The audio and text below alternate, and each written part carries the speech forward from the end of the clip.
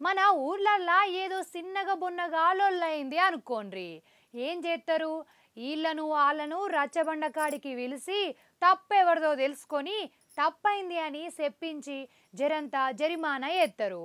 అచ్చం ఇదే లెక్కన ఇప్పుడు రాజకీయం కూడా అయిందుల్లా.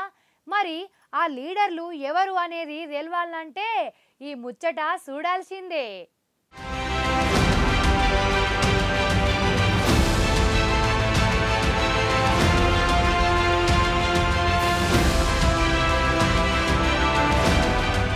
కాంగ్రెస్ కు బీజేపీకి నడుమ తరతరాల సంధి కొట్లాట నడుస్తున్నది మనందరికీ ఎరికే.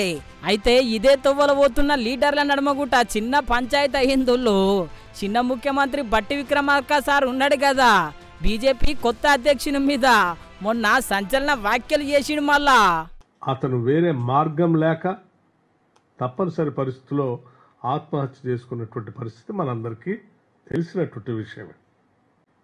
కానీ దురదృష్టం మరొకసారి భారతీయ జనతా పార్టీ అటువంటి వారిపైన చర్యలు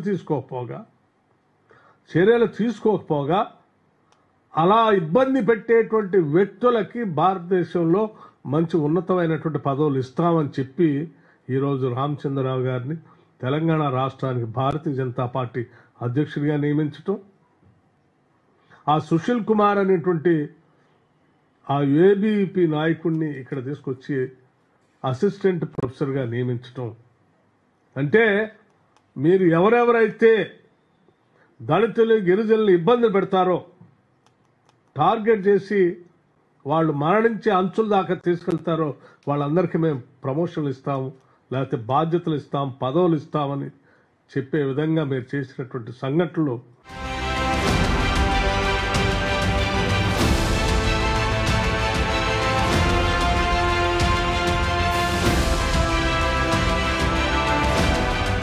విన్నారు కదా. రోహిత్ వేముల ఆత్మహత్యకు కారణమైన రామచంద్రరావుకు బీజేపీ అధ్యక్ష పదవి ఎట్లిస్తారు అనబట్టే ఈ ముచ్చట మీదనే నన్ను అట్లెట్లంటావు అని చెప్పి మస్తు గరమైండు బీజేపీ అధ్యక్షుడు రామచంద్రరావు సారు.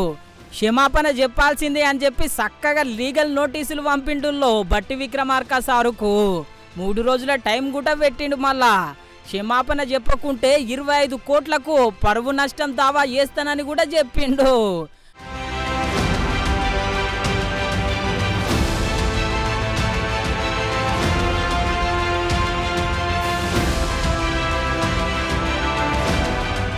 చూడాలి మళ్ళా చిన్న ముఖ్యమంత్రి సారు కోట్లకు పోయి కొట్లాడతాడా, ఆఖరికి వస్తే ఇప్పుడు వచ్చే జీతంతోని 25 కోట్లు కడతాడా.